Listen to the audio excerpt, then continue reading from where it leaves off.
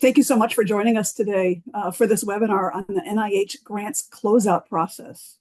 My name is Megan Columbus. I am the director of the Office of Extramural Research's Division of Communications and Outreach here at the National Institutes of Health.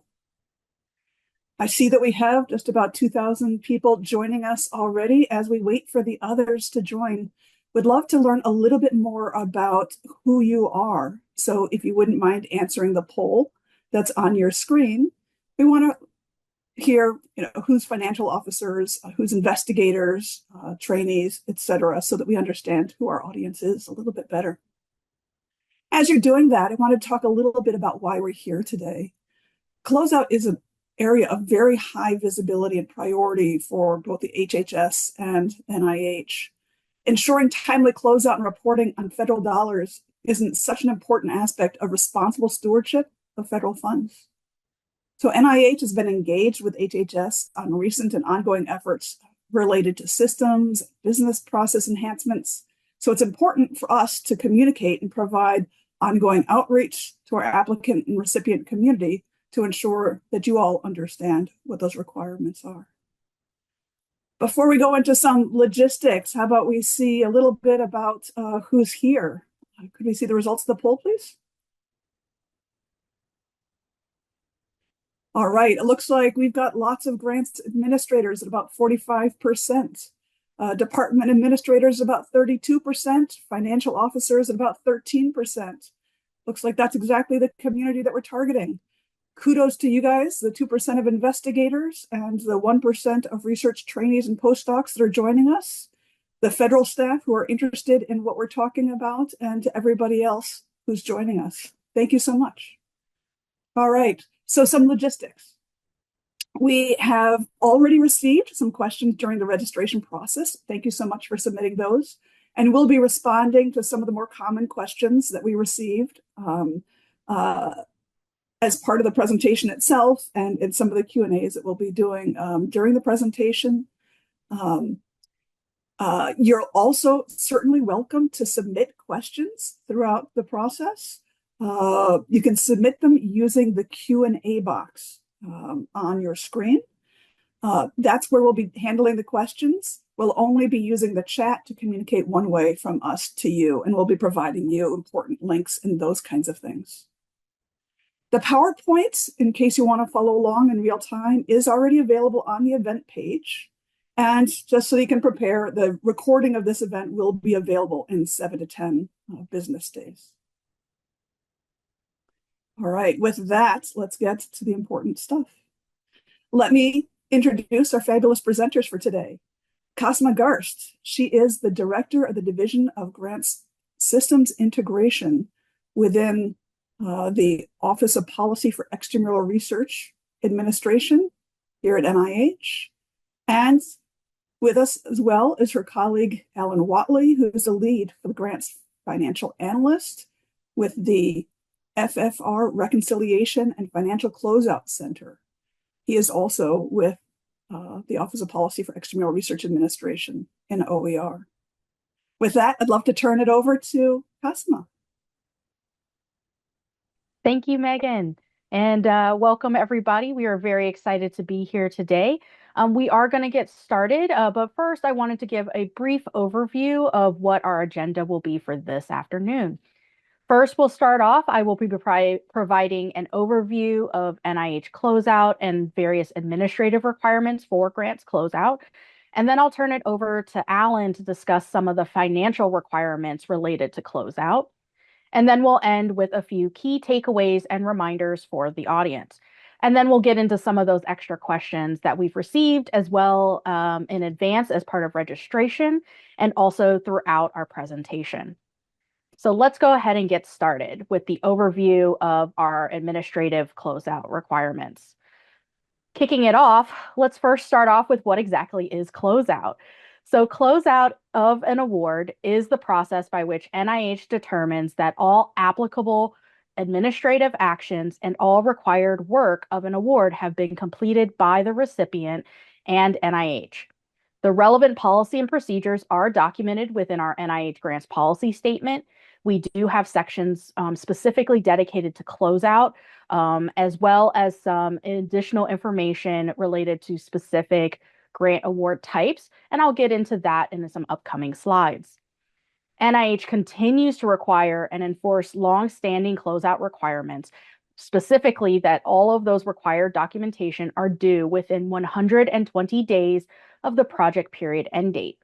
The three main reports that are required are the final Research Performance Progress Report, the final RPPR, the final Federal Financial Report, or FFR, also known as the SF425, and the final Invention Statement and Certification, or the HHS 568.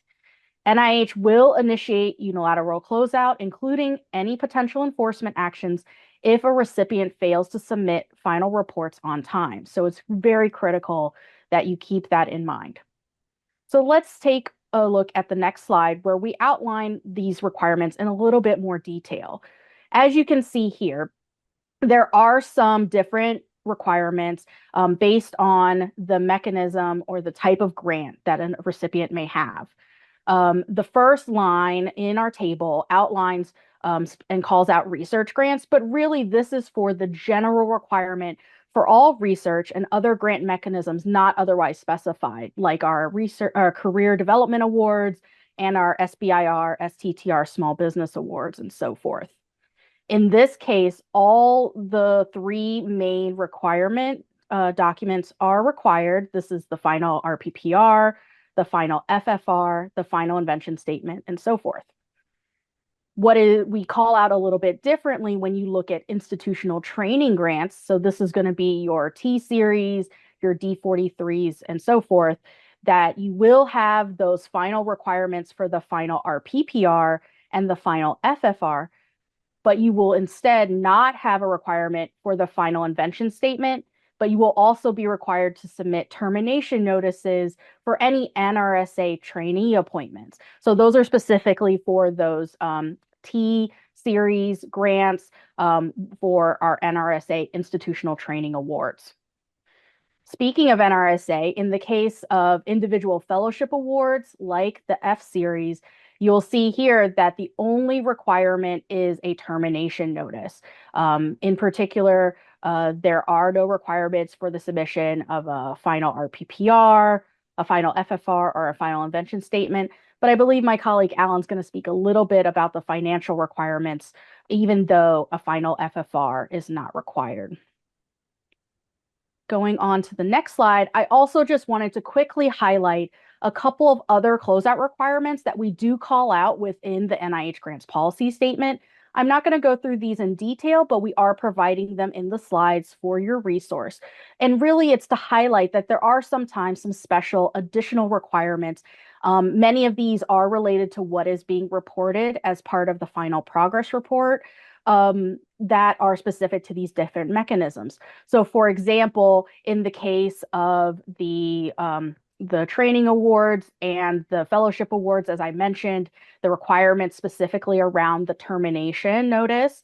And then there's also some specifics in construction awards and things like that that just have to do with what is being reported as part of that final RPPR. And nextly, now that we know what's required, how do you get them into us to review? So this section of the NIH grants policy statement that's listed on the slide outlines how the documents are required to be submitted. All closeout documents must be submitted through electronic systems, whether it's ERA Commons or the payment management system, otherwise known as PMS. And the table outlines how each of those things are submitted. So for example, the final RPPR is submitted through the ERA Commons, through the RPPR module. The final FFR is submitted through the payment management system. The final invention statement is also submitted through ERA Commons. And then the termination notice is submitted through the ERA Commons Xtrain module. What the great thing about the ERA resources in particular is that there's lots of online help and video tutorials to help you with any of those questions about how to find and submit those required reports. And then in terms of the FFR submission, not only is there training available through PMS, but you can also access the linkage into PMS through your ERA Commons account. So lots of great helpful resources from ERA. NIH also issues reminder notifications for any grants where at least one of the required closeout reports have not been submitted as of the date of the notification. We send out 2 reminder notifications prior to that 120-day due date. So we issue a reminder at 10 days and 90 days after the project period end date. And then we send notifications of noncompliance after the 120-day period and at 150 days after the project period end date. NIH also sends monthly reminder email notifications to recipients for final FFRs in rejected status. So we do our best to make sure that we reach out and notify our recipient community when those documents are past due, but it's also incredibly important for you to track that information within your systems. And the ERA Commons status module and closeout modules have information on how you can search for the status of any grant award as it relates to the closeout. On the next slide, I wanted to also highlight some of those requirements related to those unilateral actions.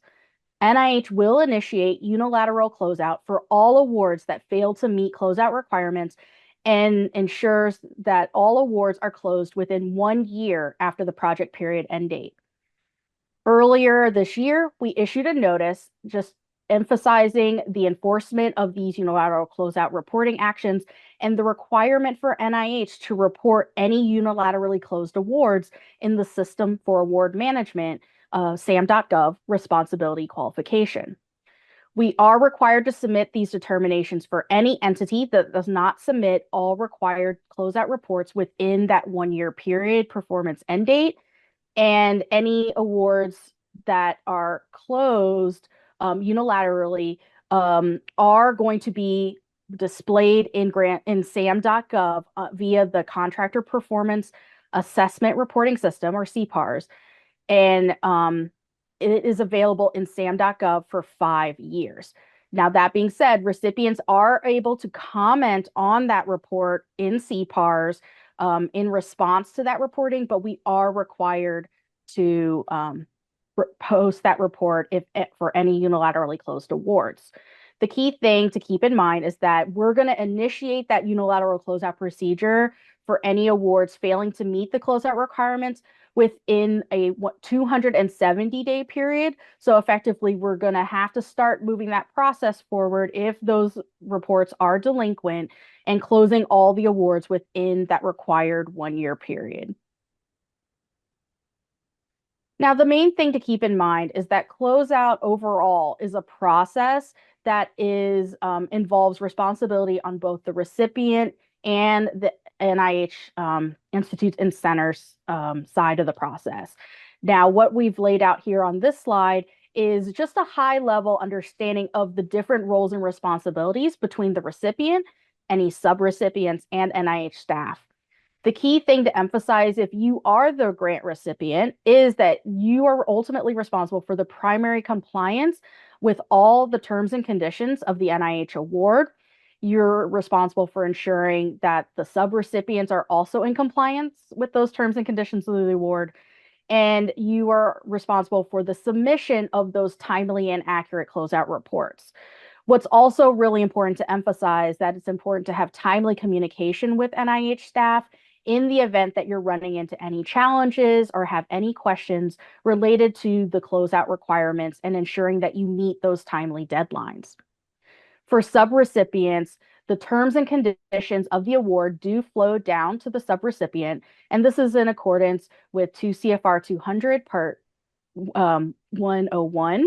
And this includes the closeout requirements. So you are responsible for compliance with those applicable terms and conditions of the award, as well as the written consortium agreement that is entered into with the primary recipient.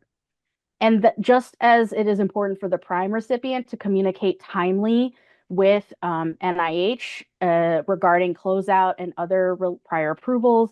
It's also important that the subrecipient timely communicates and engages with the recipient to ensure that those closeout requirements are able to be met.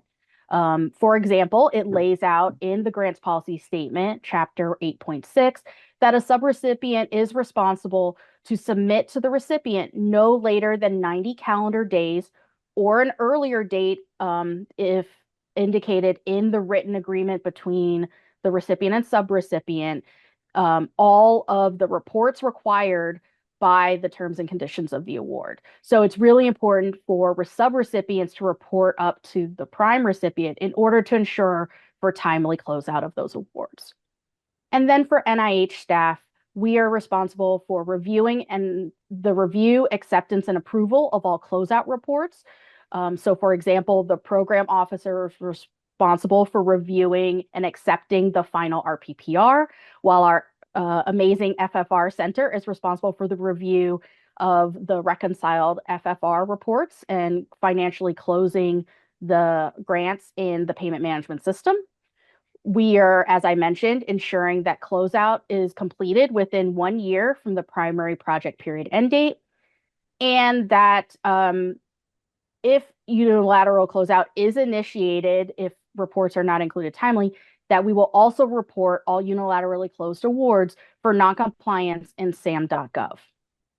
So I'm going to take a step here and pause for a minute. I think, Megan, there might have been some questions from our audience as part of registration before we shift over to the financial closeout requirements. Yeah, thanks so much, Cosima. We've been getting a steady stream of questions coming into the Q&A, and that's great. And we're going to get to all those questions at the end of the webinar. We're going to be working through as many as we can. These are just some that came in ahead of time, and we had a number of people who are very interested in whether there are special requirements for non-US or foreign recipients. Can you speak to that? That's a great question. So there's nothing special in terms of the inherent nature of being a direct foreign recipient in terms of the required closeout documentation. So based on that earlier slide, a direct foreign recipient is responsible for the same required closeout reports and a lot of the other requirements. Any special requirements for foreign recipients still apply as outlined in Chapter 16 of the grants policy statement. But in terms of the required closeout reports and the timeline, the deadlines for submission for those reports, those are unchanged. So they're the same as domestic recipients. Great. Thank you so much. So if they're requesting a no-cost extension or they have active trainee appointments, should they still be submitting closeout reports? That's a great question. So this is where that timely communication with NIH staff is particularly critical, right? So any prior approval requests really do need to be resolved prior to the project period end date. The grants policy statement is very clear that you are supposed to be submitting those prior approval requests before the project period ends.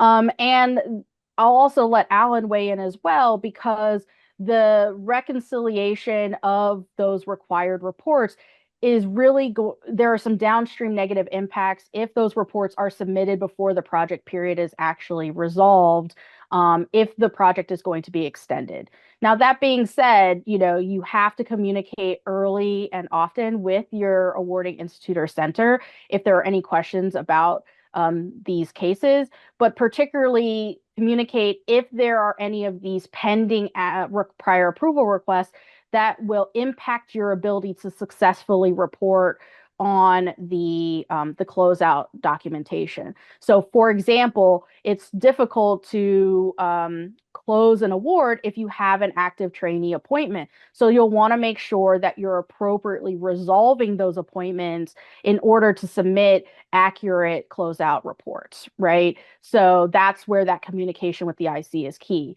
Alan, would you like to speak to some of those financial impacts if those actions are pending? Yes, thank you, Cosima. I would like to address the portion of the question for the trainee appointments as it relates to the final FFR. And we're going to get into the specifics of the final FFR when I start my presentation. But I do want to address that portion of the question because it is a great question. So, of course, when it comes to the final FFR for training grants, where there are trainee appointments, on a final FFR, a recipient is not able to report unliquidated obligations. And the unliquidated obligations field of the FFR is the field that's utilized to report trainee appointments. And so if it's not allowed on the final FFR, it presents a problem for the recipient.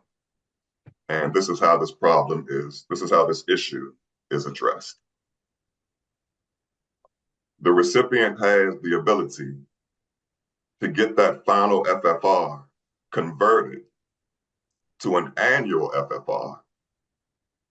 And on that annual FFR, you will indeed be able to report the unliquidated obligations that you need to report. And so we put out a guide notice a couple of years ago specifying the exact process that the recipient will need to go through in order to get that final FFR converted to an annual so you can report your unliquidated obligations. And so I'm going to put that guide notice in the chat, and that'll allow everybody to have access to the exact documentation and procedures, letting you know what has to be done in order to get that FFR converted.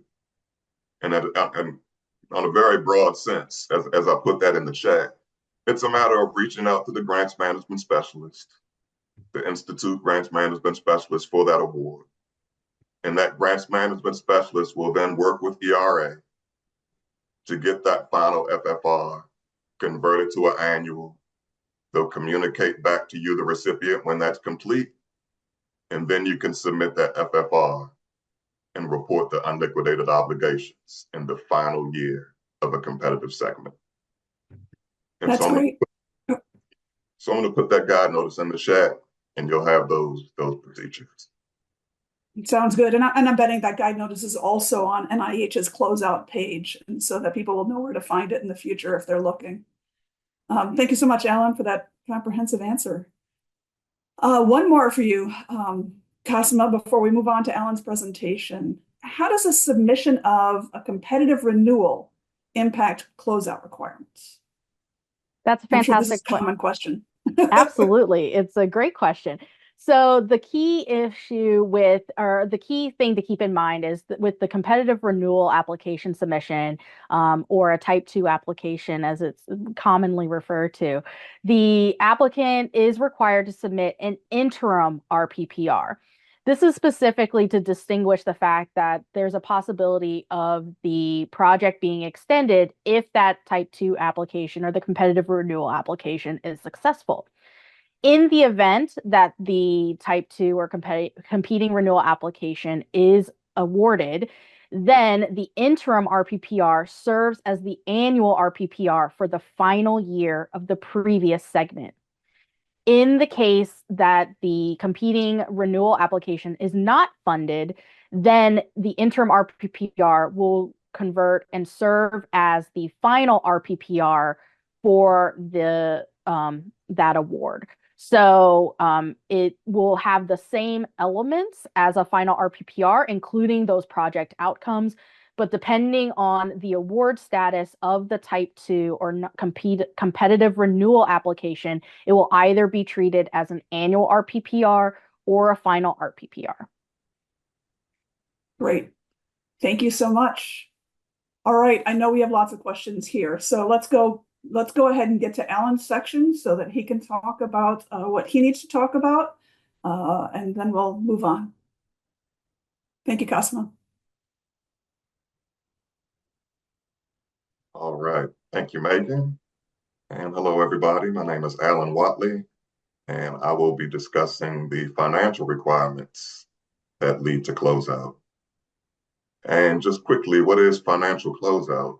Financial closeout can be referred to as a reconciled and accepted final FFR, which leads to a reconciled and closed document in PMS. And so first we will look at the thorough financial report, also known as the FFR. And what is an FFR? An FFR, also known as the Standard Form 425, is a statement of cash receipts, cash disbursements, and expenditures reported against funds awarded to a grant recipient institution. And so in short, recipients are awarded funds and you're required to report the expenditure activity back to the awarding institute at the end of the grant performance period. The frequency of FFR submission is determined by the grant's designation under the Streamlined Application Award Process, also known as SNAP. And so if a grant is under SNAP, an FFR is required at the end of each competitive segment. One FFR at the end of each segment. And so therefore, each FFR that's submitted would indeed be a final FFR, because a final FFR is any FFR submitted in the final year of a competitive segment or in the final year of the grant overall. And so a grant under SNAP, each FFR would be a final. If a grant is not under SNAP, an FFR is required at the end of each budget period. And so therefore, only the FFR submitted for the final year of the competitive segment would be a final FFR. And all of the other FFRs that are submitted at the end of each budget period would simply be annual FFRs. And so non-SNAP, you have annual FFRs with one final in that final year of the competitive segment. And one final thing to consider for FFRs, as of January 2021, all NIH FFRs are submitted electronically through the payment management system, also known as PMS. For those that have been around for a while, you may remember when FFRs were submitted in ERA, but as of the past few years, we have made that 100% change, and all FFRs are submitted in the payment management system.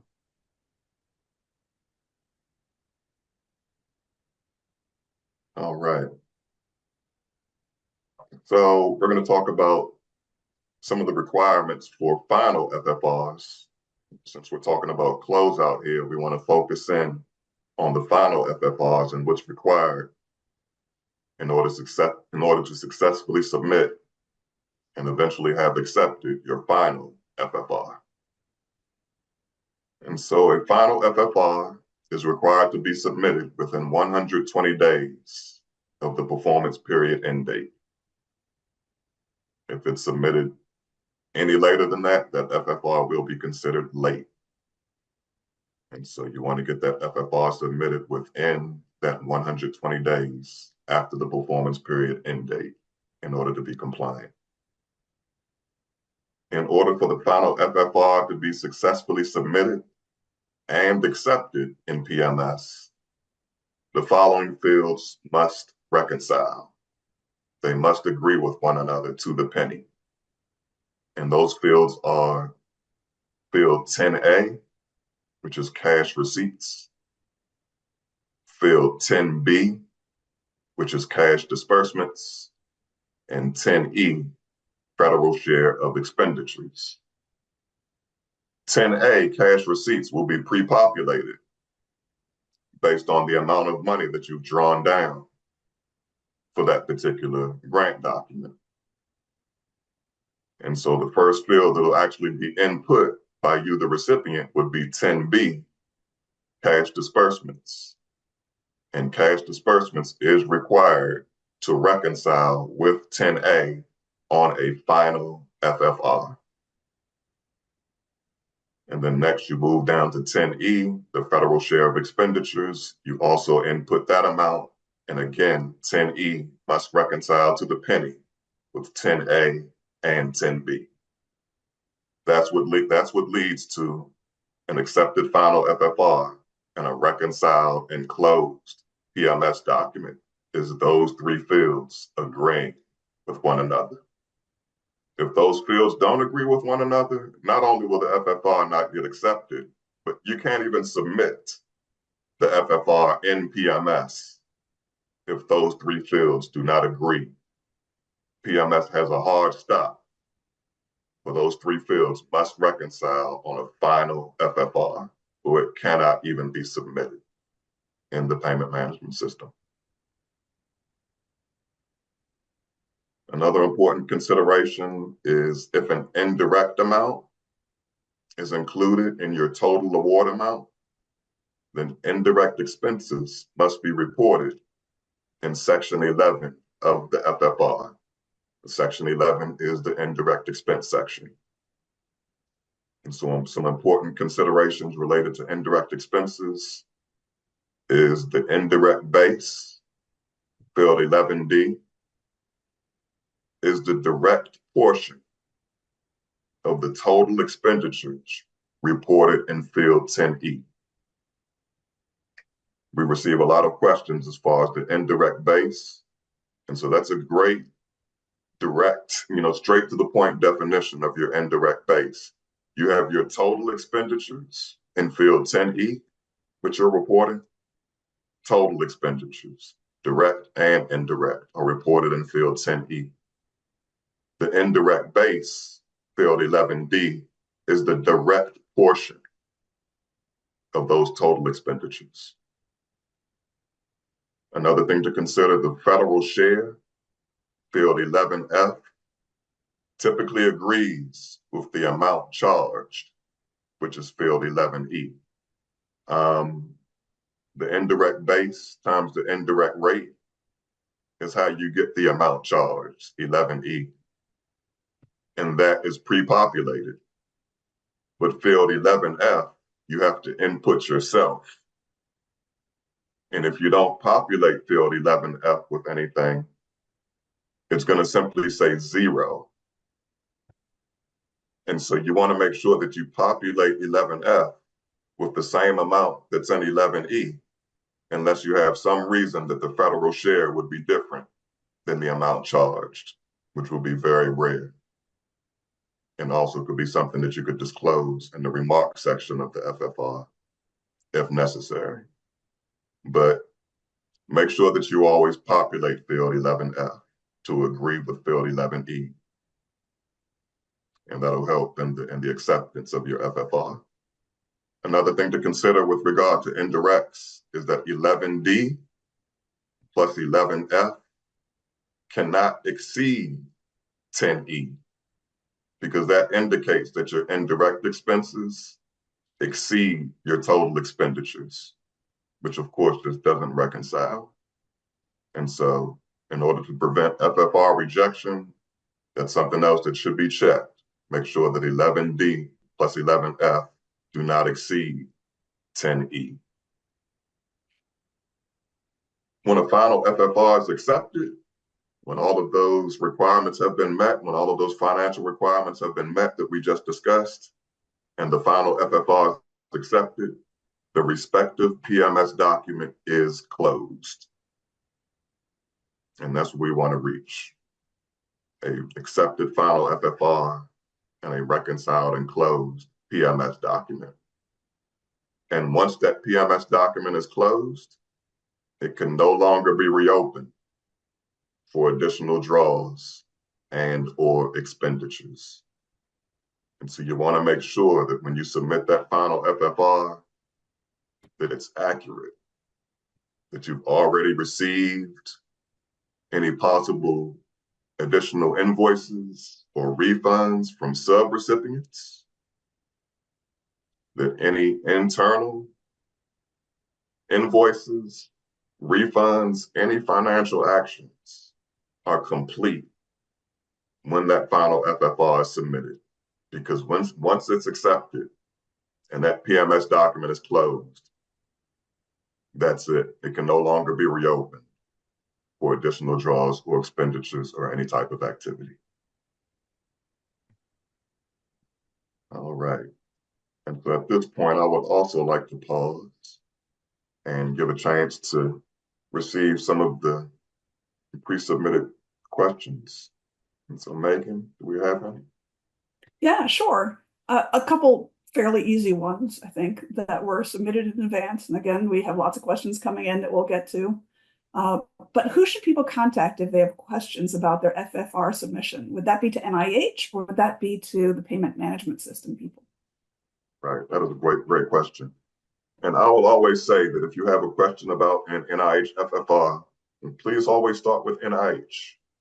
Our contact information is going to be on one of the upcoming slides, but it's just a matter of reaching out to that mailbox, and we will get right back to it. And if it's something that needs to be addressed by PMS, then we'll provide the correct PMS contact information.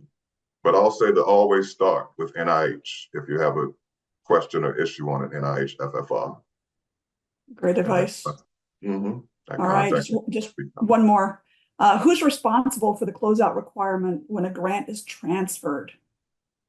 I know a number of people have asked that question in our today as well. Yes.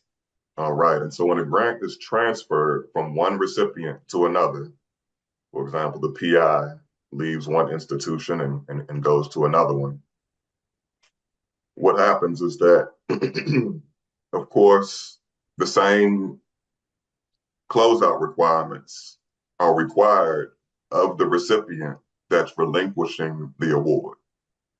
And so the recipient that's relinquishing the award still has all of the closeout requirements do not change.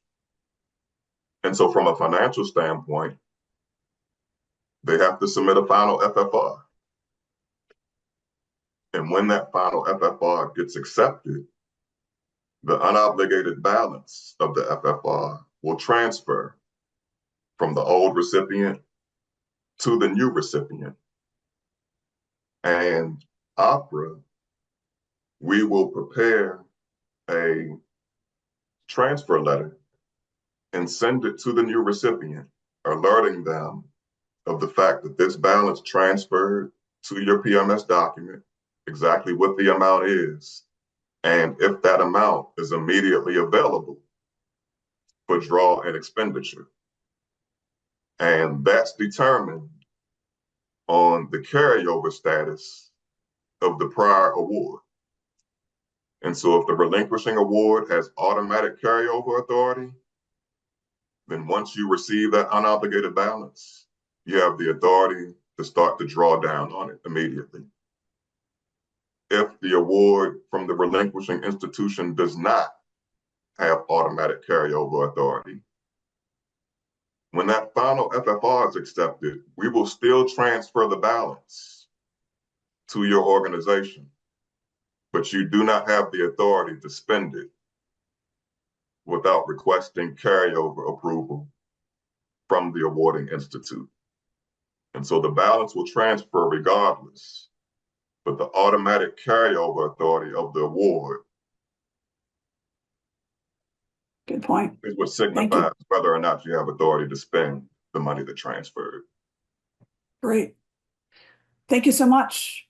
All right, why don't we get through the last couple slides and then we're going to do lightning rounds of questions to see if we can get through some of these. All right. Thanks, Megan, and thank you, Alan. We are just going to close up with a couple of key takeaways and reminders for everybody. So first, and the first critical thing that I hope we have helped emphasize for you today is that timely submission of final closeout reports after the end of the period of performance, including any no-cost extension periods, is absolutely critical. Failure to submit these timely and accurate closeout documents may affect future funding to the organization. And failure to correct recurring reporting problems may cause NIH to take one or more actions that may include, but are not limited to, corrective actions such as withholding or further awards, suspension, or termination. NIH will close out a grant as soon as possible after the end of the period of performance, but again, no later than the 1 year after the period of performance end date in accordance with 2 CFR 200, Part 344. And this is specifically if the grant will not be extended or terminated. The other critical piece to keep in mind, and as Alan very, very well said, PMS subaccounts must be reconciled prior to the submission of that final FFR. And along with that, and part of the reason that we implemented that new rejected FFR reminder notification that occurs monthly, not only does it need to be reconciled before that final FFR, but if NIH does have to reject and request a revision to that final FFR, it's really important that that occurs in a timely manner, that those are corrected and then resubmitted. And lastly, as with this webinar, and I can definitely speak on behalf of my colleagues here in OER and at the ICs in saying that we're here to help. We have multiple support teams that are available to answer any questions you may have or help you address any issues. Some of those are outlined on the slide. If you have specific questions about your grant awards or any questions about the progress reporting, contact your grants management specialists and program officers.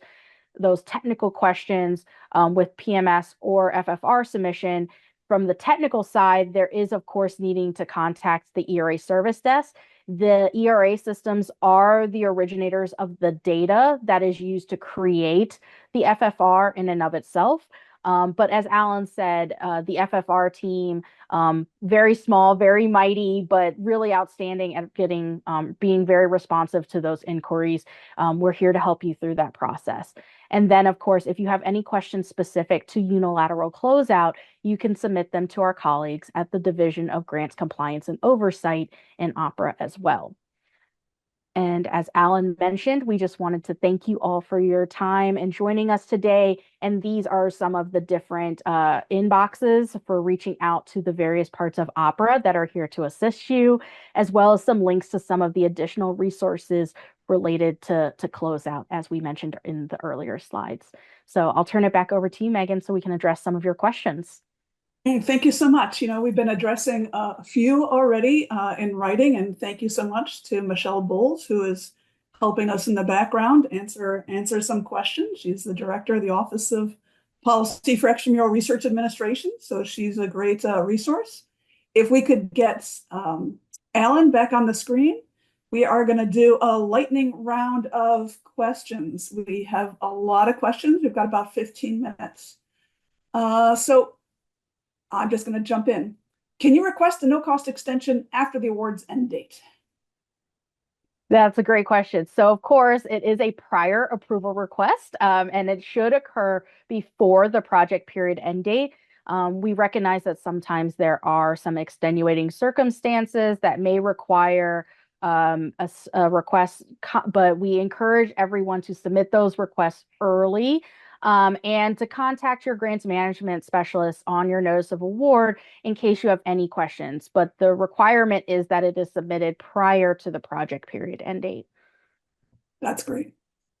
All right, we've got a couple of questions about K-99s. Do they require an FFR? And what's the process they need to request to terminate early when the PI leaves the institution? So great question. So let me take the early termination first.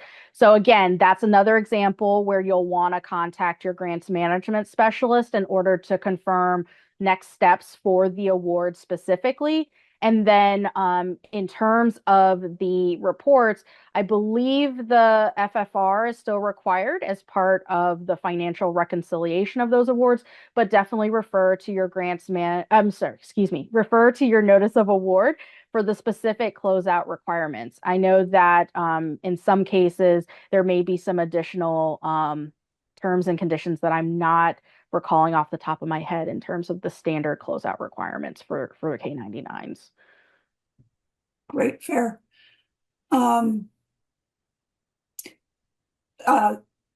some people have noted that sometimes FFR acceptance can take a while for approval. I'm sure there's a lot involved in that. Do we want to explain a little bit about that? Sure. And so we have a great team here that reviews FFRs on a daily basis. We get, as you can imagine, with the tens of thousands of awards that we issue every year, with the same thing, tens of thousands of FFRs. And so we review them absolutely as fast as we can. And what I will offer is that if there is the need to prioritize the review of an FFR and get one expedited, you can always reach out to us at the Opera FFR Inquiries mailbox, and we will prioritize and get that FFR review expedited for you. And so communication is always key when you have an urgent issue related to an FFR, and we get to them as fast as we can. We do have someone who's asking whether the recipient is the institution and not the researcher, and that is indeed the case. I don't know if you have anything else to add about that, but yes, the institution is the recipient.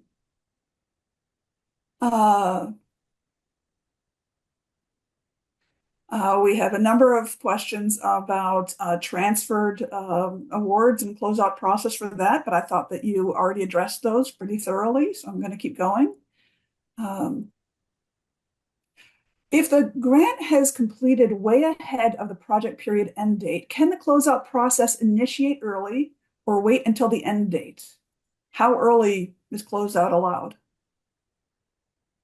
So from a systems perspective, I believe that the actual triggering of a lot of the closeout documentation is specifically turned on or activated, if you will. A grant doesn't enter the closeout, open for closeout status in our systems until that project period end date.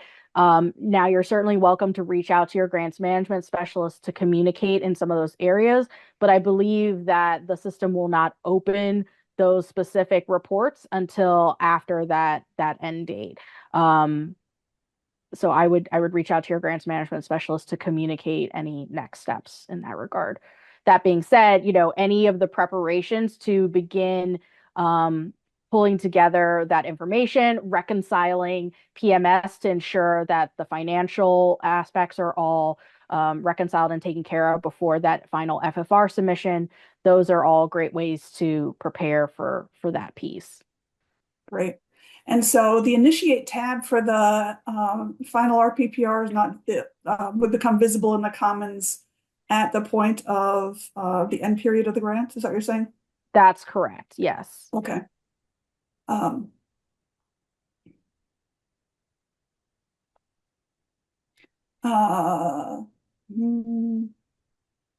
We have variations of that same question.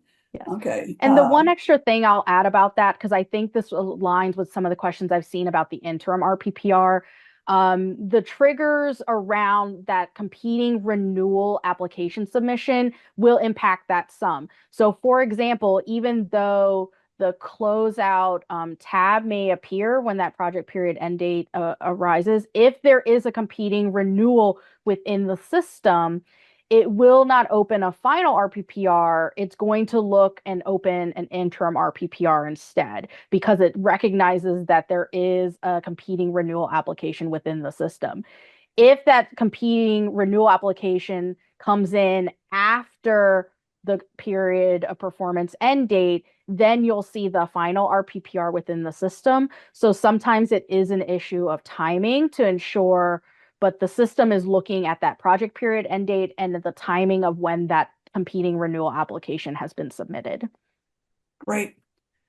Okay, so for grants with 1 or 2 no-cost extensions, what should the reporting period be for the participants tab in the RPPR? Should it include only personnel who worked during the last competitive segment budget period, or should it also include personnel who worked during the no-cost extension? So my understanding is that the instructions outline that it's supposed to be during the reporting period. So since the last progress report. So it would be based off of the period that you were reporting on. Now, if there are specific questions, again, that may be specific to your project, you can reach out to your grants management specialist. But my understanding is that the instructions are specific to for the period of which you are reporting on. So since the last progress report. If the grant is terminated, does the deadline for closeout start at the negotiation date with a federal agency? I'm sorry, can you repeat that question? Sure. If the grant's terminated, does the deadlines for closeout start at the negotiation date with a federal agency? So in terms of in the case where an award is being revised to end early, which is I think usually what folks are referring to when they're saying terminated through that negotiation with the awarding IC, when that award is revised to make the project period end date align with that date of the new end of the award, then the standard system behavior in terms of opening for closeout will occur at that time. If there are any other special requirements, they may be noted in the terms and conditions of the award. But my understanding is that the system behavior will open in alignment with that revised notice of award. Right. Okay, so we have a number of questions, not surprisingly, about managing closeout for subawards or subrecipients. And so do we have any suggestions for how best to manage closeout awards for subrecipients and subawards to ensure proper coordination and compliance? So that's a great question. I know that, and I'm not sure if Michelle would like to join to add to this, but I know that the grants policy statement does outline the items that are required to be documented within the written consortium agreement. So outlining clearly what the responsibilities and expectations are within that written agreement is really the crucial first step. In terms of additional guidance, I'm not sure if there's anything more than I can add specifically on that piece. Okay. The only thing I'd like to add, Cosima and Megan, is that when they are negotiating their written agreements, that it's clear in the written agreement that they have 90 days, right? And so if they don't, they need to back that time up to make sure that they don't hit that 120 days, because it will put the recipient in a non-compliant status. So they need to work very closely to getting those last bit of invoices in, and the progress reports and all those things that they have to submit directly to their recipient or to the prime, so that the prime is not in a position where they're late submitting those final reports. Great. And that actually explains the answers another couple questions that are here. So thank you so much, Michelle. Okay, this attendee is in a 12-month no-cost extension period. Do we need to request prior approval to carry over funds from the last budget period into the no-cost extension period, or is that automatic, since the no-cost extension is not a new budget period, but rather an extension to the last budget period? So that's a great question. And the answer is it depends a little bit on what the award's carryover authority is. So refer to your notice of award for that term and condition specifically. So for example, if an award has the carryover authority indicated as yes, then they may not be required to request that prior approval for any carryover of prior year funds, for example, unless otherwise funds have been restricted in the notice of award. If the award does not have carryover authority, then you would need to request that prior approval from the grants management specialist in order to have the authorization and approval to utilize the funds.